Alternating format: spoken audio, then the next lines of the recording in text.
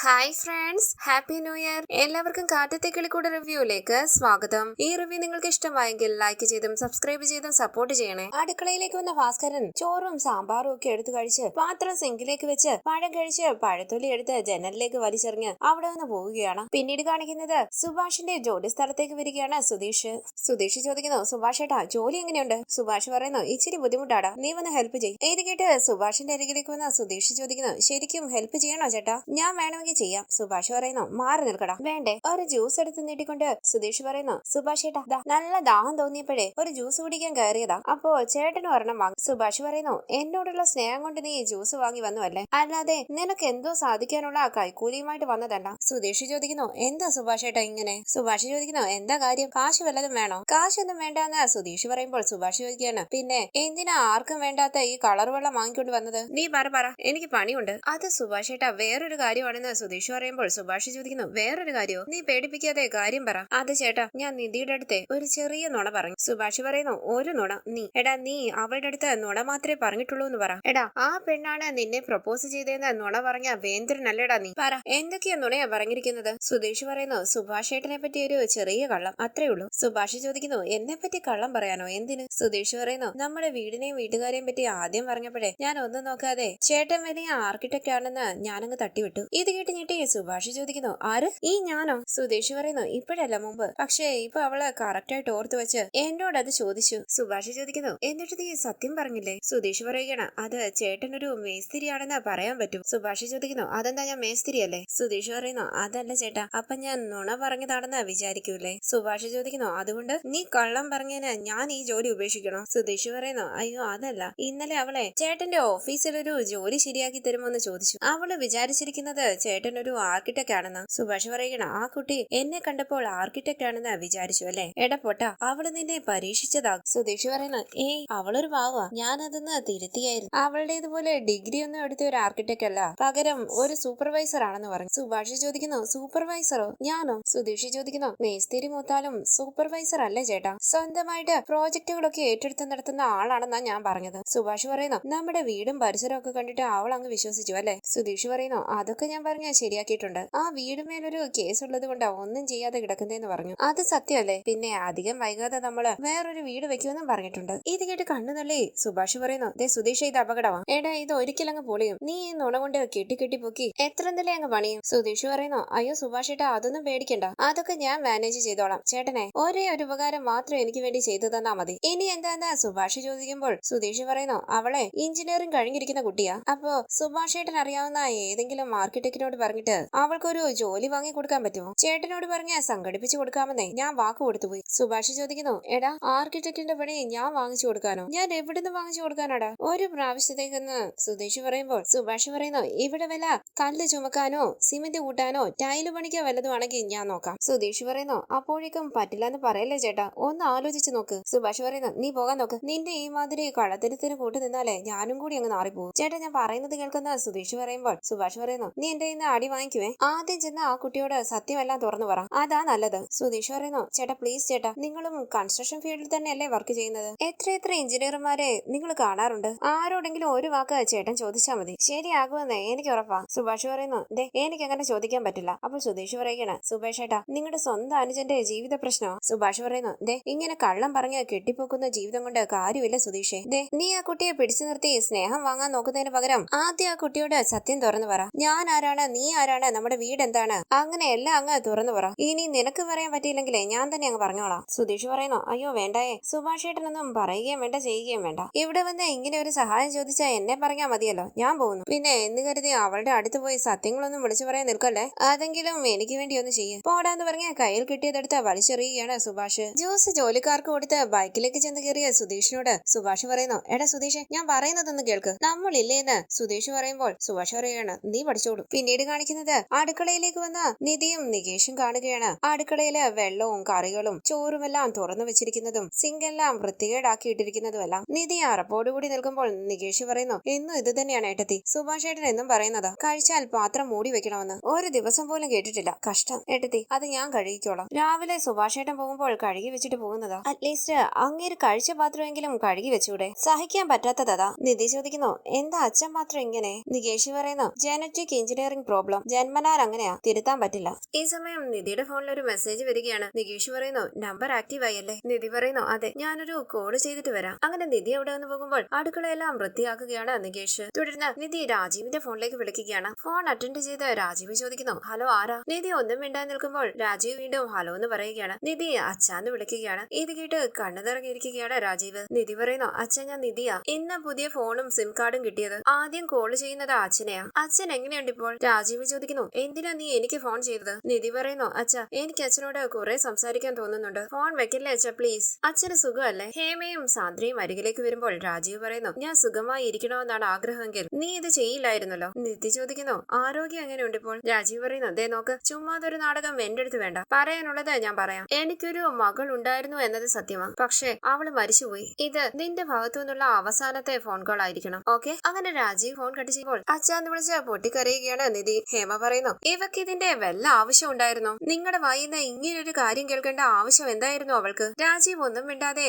അവിടെ നിന്ന് പോവുകയാണ്. ഹേമയും സാന്ദ്രയും വിഷമത്തോടുകൂടി നിൽക്കുന്നു. നിധി പൊട്ടിക്കരയുമ്പോൾ അരികിലേക്ക് വന്ന നികേഷ് ചോദിക്കുന്നു, അയ്യോ ഏട്ടത്തി, എന്തു പറ്റി? എന്തിനാ കരയുന്നേ? ഏട്ടത്തി, എന്താ കാര്യമെന്ന് പറ. നിധി പറയുന്നു, ഞാൻ അച്ഛനെ വിളിച്ചതാ. എനിക്ക് ഇങ്ങനെ ഒരു മകളില്ല, അവള് മരിച്ചുപോയി എന്ന് പറഞ്ഞ് അച്ഛൻ ഫോൺ കട്ട് ചെയ്തു നികേഷ്. എനിക്ക് സഹിക്കാൻ പറ്റുന്നില്ലടാ. നികേഷ് പറയുന്നു, ഇങ്ങനെ കരയില്ല ഏടത്തി. അങ്ങനെ നികേഷ് ടെൻഷനോട് കൂടി നിൽക്കുകയാണ്. തുടർന്ന് നിധി മുഖമൊക്കെ കഴുകുകയാണ്. ഈ സമയം അവിടേക്ക് വന്ന ബ്രോക്കർ സുഭാഷെ ഉറക്ക വിളിക്കുകയാണ്. നിധി പുറത്തേക്ക് ഇറങ്ങി വരുമ്പോൾ കണ്ണു തള്ളി ബ്രോക്കർ ചോദിക്കുന്നു, അല്ല നിങ്ങളാരാ? അവിടേക്ക് വന്ന നികേഷ് പറയുകയാണ്, ഇതാര്? ബ്രോക്കർ അങ്കിൾ, എന്തൊക്കെയുണ്ട്? ഹാപ്പി അല്ലേ? ബ്രോക്കർ പറയുന്നു, ഹാപ്പിയാ ഹാപ്പിയാ. അല്ല ഇതാരാ ഈ കുട്ടി? അടുത്ത വീട്ടിലെങ്ങാണോ ഉള്ളതാണോ? നികേഷ് ചോദിക്കുന്നു, അയ്യോ അപ്പൊ ഒന്നും അറിഞ്ഞില്ലേ? ഏട്ടന്റെ കല്യാണം കഴിഞ്ഞു. ഇതാണ് ഏട്ടത്തി അമ്മ. ഇത് കേട്ട് ടെൻഷനോട് കൂടി അവിടേക്ക് ഇരുന്ന് ബ്രോക്കർ പറയുകയാണ്, കല്യാണം കഴിഞ്ഞു? ഞാൻ അറിയാതെയോ? ഈ സമയം സുഭാഷ് അവിടേക്ക് വരികയാണ്. ബ്രോക്കർ പറയുന്നു, സുഭാഷേ, ഇതൊരുമാതിരി വൃത്തികെട്ട പരിപാടിയായി പോയി. ഒന്നുമില്ലേലും എത്ര സ്ഥലത്താ നിന്നെ ഞാൻ പെണ്ണ് കാണിക്കാൻ കൊണ്ടുപോയിട്ടുള്ളത്. എന്നിട്ട് നീ കല്യാണം കഴിക്കുമ്പോൾ എന്നോടൊരു വാക്ക് പറഞ്ഞോ? നീ മോശമായി പോയി. ഇത് കേട്ട് ഞെട്ടി സുഭാഷ് പറയുന്നു, അല്ല അത് ഞാൻ. അപ്പോൾ ബ്രോക്കർ പറയുകയാണ്, നീ ഒന്നും പറയണ്ട. ഈ കുട്ടി ആരാന്ന് ചോദിച്ചപ്പോഴേ നിന്റെ അനിയൻ പറഞ്ഞു നിന്റെ ഭാര്യയാണെന്ന്. ഇത് കേട്ട് ഞെട്ടി മുഖത്തോട് മുഖം നോക്കുകയാണ് സുഭാഷും നിധിയും. നികേഷ് പറയുന്നു, അയ്യോ അങ്കളെ, സുഭാഷ് ഏട്ടന്റെ അല്ല, ഇത് സുധീഷ് ഏട്ടന്റെ ഭാര്യയാ. ഇത് കേട്ട് ബ്രോക്കർ ചോദിക്കുന്നു, ഇവ നിൽക്കുമ്പോൾ സുധീഷ് കയറി കല്യാണം കഴിച്ചോ? അതെങ്ങനെ ശരിയാകും? ഏത് ബ്രോക്കറാ ഇത് നടത്തിയത്? നികേഷ് പറയുന്നു, അയ്യോ ഇത് ബ്രോക്കർ നടത്തിയ കല്യാണമല്ല, ഏട്ടൻ തന്നെ പ്രേമിച്ച് കല്യാണം കഴിച്ചതാ. ബ്രോക്കർ ചോദിക്കുന്നു, പ്രേമമോ സുധീഷിനോ? ഇത് കേട്ട് നിധി ഒന്ന് നോക്കിയിട്ട് സുഭാഷ് ചോദിക്കുന്നു, അല്ല എന്താ വന്നത്? ബ്രോക്കർ പറയുന്നു, അത് നമ്മുടെ വിഷയം തന്നെയാ സുഭാഷെ. ഒരു പുതിയ കുട്ടിയുണ്ട്, BA വരെ പഠിച്ചിട്ടുണ്ട്. ഒരു തുണിക്കടയിൽ ബില്ലടിക്കുന്ന ജോലിയാ. ഇവിടെ അടുത്താ, വട്ടിയൂർക്കാവ് കഴിഞ്ഞ്. നമുക്ക് ഈ ആഴ്ച പോയി അതിനെ ഒന്ന് കണ്ടാലോ? സുഭാഷ് പറയുന്നു, ഓ വേണ്ട. അപ്പോൾ ബ്രോക്കർ ചോദിക്കണം, അതെന്തു പറ്റി? സുഭാഷ് പറയുകയാണ്, വെറുതെ പോയി കണ്ട് കാര്യത്തോടടുക്കുമ്പോൾ ഒഴിവാക്കാനായിട്ട് എന്തിനാ വെറുതെ പോയി സമയം വേസ്റ്റ് ആക്കുന്നത്? ബ്രോക്കർ പറയുന്നു, എടാ അങ്ങനെയല്ല, ഇത് നടക്കും. ഞാൻ കാര്യങ്ങളൊക്കെ അവരോട് പറഞ്ഞിട്ടുണ്ട്, എന്നിട്ട് അവര് വന്നോളാൻ പറഞ്ഞത്. നീ ധൈര്യമായിട്ട് വാ. സുഭാഷ് പറയുന്നു, അത് ഞാൻ ഫോൺ ചെയ്ത് പറയാം. ബ്രോക്കർ ചോദിക്കുന്നു, പെൺവീട്ടുകാരോട് നമ്മൾ എപ്പോ വരാമെന്നാ പറയുക? സുഭാഷ് പറയുന്നു, അത് ഞാൻ വിളിക്കുമ്പോൾ പറയാം. അപ്പോൾ ബ്രോക്കർ ചോദിക്കണം, ഞാനിവിടെ മുന്നേ നിൽക്കുകയല്ലേ, ഒരു ഡേറ്റ് ആലോചിച്ച് പറയാൻ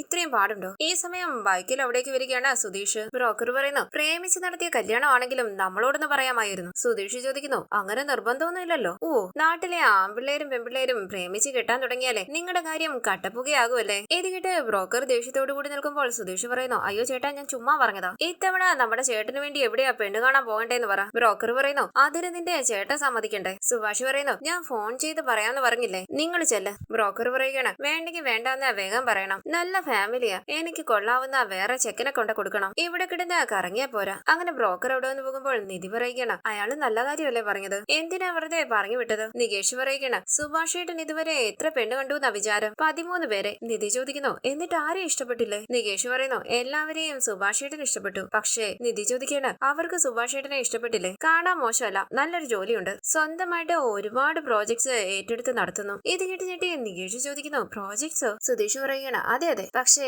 ഈ വീട്ടില് വേറെ പെണ്ണുങ്ങളില്ലാത്തത് കൊണ്ട് പലർക്കും ഒരു മടി, അത്രേ ഉള്ളൂ. നികേഷ് പറയുന്നു, അത് മാത്രമല്ല ഏട്ടത്തി, അവസാനം പോയ വീട്ടിലെ പെൺകുട്ടിക്ക് പരിപ്പുവട ഉണ്ടാക്കാൻ വരെ പഠിപ്പിച്ചതാ, എന്നിട്ടും ഒരു കാര്യം ഉണ്ടായില്ല. നിധി ചോദിക്കുന്നു, വട ഉണ്ടാക്കാൻ പഠിപ്പിക്കുകയോ പെണ്ണ് കാണാൻ പോയപ്പോഴോ? സുധീഷ് പറയുന്നു, അതെ അതെ, അത് നീ അങ്ങ് പറ, ചിരിച്ചു മറിയാൻ പിന്നെ അത് മതി. സുഭാഷ് ചമ്മലോടുകൂടി നിൽക്കുമ്പോൾ നികേഷ് പറയുകയാണ്, സാധാരണ പെണ്ണ് കാണാൻ പോയാൽ ചായയും വടയും ബിസ്ക്കറ്റും കഴിച്ച് മടങ്ങാറല്ലേ പതിവ്? ഇതങ്ങനെയല്ല. അങ്ങനെ നടന്ന കാര്യങ്ങളെല്ലാം നികേഷ് നിധിയോട് പറയുകയാണ്. കവിതയെ വട ഉണ്ടാക്കാൻ പഠിപ്പിച്ചത്. എല്ലാം കേട്ട് നിധി പൊട്ടിച്ചിരിക്കുമ്പോൾ നികേഷ് ചോദിക്കുന്നു, എങ്ങനെയുണ്ട്? നിധി ചോദിക്കുന്നു, ശരിക്കുമാണോ സുഭാഷ് ഏട്ടാ? സുഭാഷ് പറയുന്നു, അതെ, ആ സമയത്ത് വട വെന്തില്ലാന്ന് തോന്നി, അത് പറഞ്ഞു കൊടുത്തത് മോശമായി എന്ന് ഇവര് പറഞ്ഞപ്പോഴാ മനസ്സിലായത്. നിധി പറയുന്നു മോശമൊന്നുമല്ല, എന്നിട്ട് അതുകൊണ്ടാണോ നടക്കാതെ പോയത്? നികേഷ് പറയുന്നു ഇവിടെ ജംഗ്ഷനില് ഒരു ചായക്കടയുണ്ട്, അവിടെ 24 മണിക്കൂറും ഞങ്ങളുടെ വില്ലേജിനുണ്ടാകും. ആളെ മനസ്സിലായില്ലേ? വീടിനെ പറ്റിയും വീട്ടുകാരെ പറ്റിയും അന്വേഷിക്കുന്നവരെ എങ്ങനെയെങ്കിലും വെല്ലിച്ചിന്റെ മുന്നിൽ ചെന്ന് വിടും. അവിടെ ചെന്ന് ശരിക്കുള്ള കഥ കേൾക്കും. അതോടെ പിന്നെ വരാതാകും. എന്ത് കഥ എന്ന് നിധി ചോദിക്കുമ്പോൾ പറയരുതെന്ന് കൈകൊണ്ട് കാണിച്ച്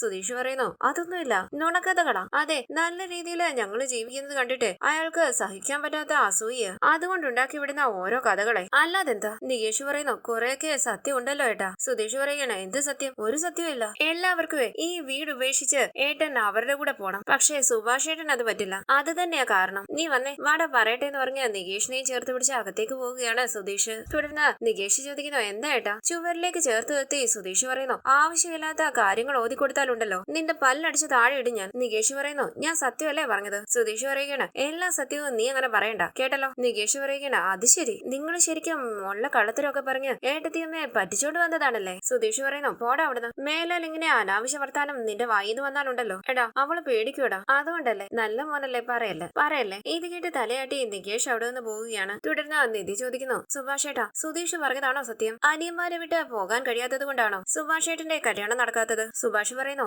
അതും ഒരു കാരണമാണ്. അങ്ങനെ സുഭാഷ് അകത്തേക്ക് പോകുമ്പോൾ നിധി ആലോചിച്ച് നിൽക്കുകയാണ്. പിന്നീട് കാണിക്കുന്നത് രാജീവിന്റെ അരികിലേക്ക് വന്ന അരുൺ പറയുന്നു അച്ഛ കമ്പനി മീറ്റിംഗിൽ എല്ലാവരും അച്ഛനെയാ ചോദിക്കുന്നത്, എന്താ പറയേണ്ടതെന്ന് പോലും എനിക്കറിയില്ലായിരുന്നു. അച്ഛൻ ഇനി മുതൽ ഓഫീസിലേക്ക് വന്നേ പറ്റൂ. അവിടേക്ക് വന്ന ഹേമ ചോദിക്കുന്നു അച്ഛൻ എന്തെങ്കിലും പറഞ്ഞു അരുൺ? ഇല്ലെന്ന് അരുൺ പറയുമ്പോൾ ഹേമ പറയുകയാണ് ഇന്ന് നിധി അച്ഛനെ ഫോണിൽ വിളിച്ചിരുന്നു. അരുൺ ചോദിക്കുന്നു അവൾ എന്തിനാ അച്ഛനെ വിളിക്കുന്നത്? അല്ല അച്ഛൻ എന്തിനാ അവളുടെ ഫോൺ എടുക്കാൻ പോയത്? അവൾ എന്താ പറഞ്ഞത്? വിചാരിച്ചതുപോലെയല്ല, അവിടെ ഭയങ്കര കഷ്ടപ്പാടാണ്, വന്ന് കൂട്ടിക്കൊണ്ടു പോകാൻ പറഞ്ഞു. ആ ജീവിതം വേണ്ടെന്ന് എത്ര തവണ നമ്മൾ പറഞ്ഞതാ, അവള് കേട്ടോ? ഇപ്പൊ അനുഭവിക്കുകയല്ലേ. അപ്പോൾ ഹേമ പറയുന്നു ഞാൻ പറയുന്നത് കേട്ടാ ചിലപ്പോൾ നിങ്ങൾക്ക് ദേഷ്യം വരും, പക്ഷേ പറയുന്നതൊന്ന് ക്ഷമയോടെ കേൾക്കണം. അരുൺ നിന്നോടുകൂടിയാ പറയുന്നത്. അവള് ചെയ്തത് വലിയ തെറ്റ് തന്നെയാ, സമ്മതിക്കുന്നു. പക്ഷേ പ്രസവിച്ചു പോയില്ലേടാ. അവളെ വെറുക്കാൻ മനസ്സുകൊണ്ട് തീരുമാനിച്ചാൽ പോലും പറ്റണ്ടേ? കൊള്ളാവുന്ന ഒരു വീട്ടിലേക്കാണ് അവള് പോയതെങ്കിൽ പോയി തൊലയട്ടെന്നെങ്കിലും വിചാരിക്കാമായിരുന്നു. ഇതിപ്പോൾ അരുൺ ആ വീടിനെ പറ്റി പറഞ്ഞു കേട്ടപ്പോൾ മുതല് അവൾക്ക് അവിടെ എന്തെങ്കിലും സംഭവിക്കുമെന്നുള്ള ഒരാദ്യം എന്റെ മനസ്സിൽ ഒരു പേടിയാ. അതെ, പറഞ്ഞു മനസ്സിലാക്കി കൂട്ടിക്കൊണ്ടു വന്നാലോ എന്ന് എന്റെ മനസ്സ് പറയുന്നു. അരുൺ പറയുന്നു അവളെ കുറിച്ച് അന്വേഷിക്കാൻ പോയ സമയത്തെ നാട്ടുകാർ ഇതൊക്കെ എന്നോട് പറഞ്ഞതാ. കേട്ടപ്പോൾ എനിക്ക് അവളുടെ അവസ്ഥയില് ആദ്യം ഒരു വിഷമമൊക്കെ തോന്നി. പക്ഷെ ഇപ്പൊ അതൊന്നും ഇല്ലമ്മേ. അവളെ തിരിച്ചു വിളിച്ചാൽ അവള് നമ്മുടെ മുന്നിൽ വെക്കാൻ പോകുന്ന ആദ്യത്തെ നിലപാട് എന്താണെന്ന് അറിയുമോ? കൂടെ അവനും വേണമെന്ന്. അമ്മ എന്താ അവനെ വിളിച്ച് അകത്ത് കയറ്റുമോ? ഹേമ പറയുന്നു ഒന്നും മിണ്ടാതിരിക്കടാ, കണ്ണി കണ്ട തെണ്ടികളെയൊക്കെ ഞാൻ എന്തിനാ എന്റെ വീട്ടിൽ കയറ്റുന്നത്? അവൻ ഒരു തവണ വന്നപ്പോൾ തന്നെ ഇത്രയും ഭൂകമ്പം ഉണ്ടായി. ഇനി അവനെ ഞാൻ വിളിച്ച് വീട്ടിനകത്ത് കയറ്റണോ? എനിക്ക് അവളുടെ കാര്യമേ ഉള്ളൂ. അവളെ എങ്ങനെയെങ്കിലും തിരിച്ചു കൊണ്ടുവരണം. അങ്ങനെ ഒരു വീട്ടിൽ അവള് ജീവിക്കുന്നത് ശരിയല്ല. രാജീവ് പറയുന്നു ഹേമേ അരുൺ ചോദിച്ചത് നീ കേട്ടില്ലേ? അവള് ഫോൺ വിളിച്ചത് ഇങ്ങോട്ട് വരട്ടെ എന്ന് ചോദിക്കാനായിരുന്നു. ഹേമ പറയുന്നു അവള് ചോദിച്ചില്ല, പക്ഷെ അവൾ എന്തിനു ഫോൺ ചെയ്തു എന്നറിയുന്നതിന് മുമ്പ് തന്നെ നിങ്ങൾ ഫോൺ കട്ട് ചെയ്തില്ലേ? അവള് വിളിച്ചത് എന്തോ പ്രശ്നം ഉണ്ടായിട്ടായിരിക്കുമെന്ന് എന്റെ മനസ്സിനൊരു പേടി. അവക്ക് അവിടെ എന്തെങ്കിലും ഒരു അപകടം സംഭവിക്കുന്നതിന് മുമ്പ് തിരിച്ചു കൊണ്ടുവരുന്നതല്ലേ നല്ലതെന്നൊരു തോന്നല്. ആദ്യം അവളൊന്ന് വരട്ടെ, അതിനുശേഷം നമുക്കൊരു നല്ല ബന്ധം അവൾക്ക് വേണ്ടി കണ്ടെത്താം. തെറ്റുപറ്റിയെന്ന് കരുതി അങ്ങനെ തീർത്തും നമുക്ക് അവളെ അങ്ങ് വിട്ടുകളയാൻ പറ്റുമോ? നമ്മുടെ മോളല്ലേ. അവള് കുറച്ചുകാലം അവിടെ നിന്ന് ഒരു കുഞ്ഞൊക്കെ ആയി കഴിഞ്ഞാൽ പിന്നെ നമുക്ക് ഒന്നും ചെയ്യാൻ പറ്റാതെയാകും. ഇങ്ങനെ തോന്നിയതുപോലെ ഒരു എടുത്തുചാട്ടത്തിന്റെ വിവാഹമൊക്കെ കഴിച്ച് ജീവിതം നശിച്ചവരെ എത്രയോ പേരുണ്ട്. നമ്മുടെ മോളും കൂടി ആ കൂട്ടത്തിൽ പെടണോ? എങ്ങനെയെങ്കിലും അവളെ പറഞ്ഞു മനസ്സിലാക്കി തിരിച്ചു കൊണ്ടുവരുന്നതല്ലേ നല്ലത്. അരുൺ ചോദിക്കുന്നു അതൊക്കെ നടക്കുമെന്ന് അമ്മയ്ക്ക് തോന്നുന്നുണ്ടോ? ഹേമ പറയുന്നു എന്റെ മനസ്സ് അങ്ങനെ ചെയ്യാൻ പറയുന്നുണ്ട് മോനെ. നമുക്ക് അങ്ങനെയൊന്ന് ശ്രമിക്കുന്നതിൽ എന്താണ് തെറ്റ്? അരുൺ പറയുന്നു അമ്മേ ഞാൻ ഇന്ന് സൂര്യയെ കണ്ടിരുന്നു, കുറെ സമയം സംസാരിക്കുകയും ചെയ്തു. നിധി ഇപ്പം മടങ്ങി വന്നാലും അവൻ വിവാഹത്തിന് തയ്യാറാ. ഇത്രയും നല്ല മനസ്സ് ആർക്കുണ്ടാകും? അത് തിരിച്ചറിയാൻ അവൾക്ക് മാത്രം പറ്റില്ല എന്ന് വെച്ചാൽ ഹേമ പറയുന്നു അവളെ ആർക്ക് കെട്ടിച്ചു വിടണമെന്നൊക്കെ ഉള്ളത് നമുക്ക് പിന്നീട് തീരുമാനിക്കാം. ആദ്യം വേണ്ടത് അവളെ എങ്ങനെ ഇവിടോട്ട് തിരിച്ചെത്തിക്കാമെന്നുള്ളതാ. അതിനുള്ള വഴിയൊന്ന് ആദ്യം നോക്ക്. രാജീവ് ദേഷ്യത്തോടു കൂടി ഹേമയൊന്ന് നോക്കിയിട്ട് അകത്തേക്ക് പോകുമ്പോൾ ഹേമ പറയുന്നു രാജീവേട്ടാ അരുണെ നീ പോയി അച്ഛനോട് സംസാരിക്ക്, ഒന്ന് പറഞ്ഞു മനസ്സിലാക്കടാ. അരുൺ പറയുന്നു അമ്മേ അവള് വരാൻ പോകുന്നില്ല, വെറുതെ അച്ഛനെ ദേഷ്യം പിടിപ്പിക്കണ്ട. ഈ സംസാരം ഇവിടെ വെച്ച് നിർത്തുന്നതാണ് നല്ലത്. അങ്ങനെ അരുൺ അകത്തേക്ക് പോകുമ്പോൾ എടാ അരുണെ എന്ന് വിളിച്ച് വിഷമത്തോടു കൂടി നിൽക്കുകയാണ് ഹേമ.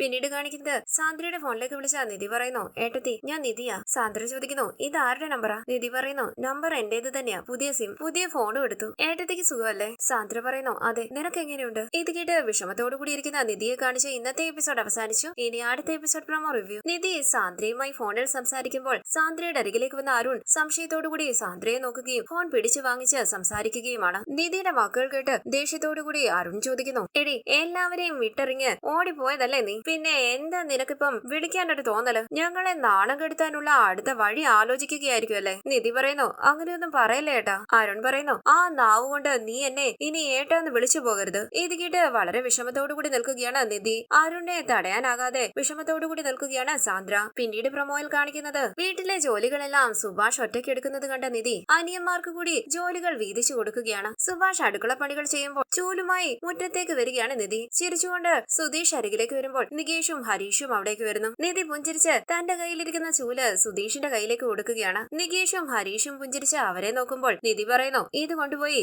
ഈ മുറ്റമൊക്കെ അടിച്ച് വൃത്തിയാക്കി ഇടണം. ആ സമയം കൊണ്ട് നീയും ഹരീഷും കൂടി അഖവും ഉമ്മറവും എല്ലാം അടിച്ചു തുടച്ച് വൃത്തിയാക്കി വെക്കണം. നിധിയുടെ വാക്കുകൾ കേട്ട് വീടൊക്കെ വൃത്തിയാക്കുകയാണ് ഹരീഷും നികേഷും. നികേഷ് മാറാലെ അടിച്ചു വരുമ്പോൾ ഹരീഷ് മോപ്പെടുത്ത് തുടയ്ക്കുകയാണ്. ഈ സമയം മുറ്റമടിച്ച് നിലവിളക്കുകളൊക്കെ വൃത്തിയാക്കി വെക്കുകയാണ് സുധീഷ്. നിധിയുടെ വാക്കുകൾ കേട്ട് അവരെല്ലാവരും സന്തോഷത്തോടുകൂടി വീട് വൃത്തിയാക്കുകയാണ്. വരാനിരിക്കുന്ന എപ്പിസോഡ് വിശേഷങ്ങളുമായി വീണ്ടും കാണാം. Thank you for watching. Please subscribe, like, share my channel.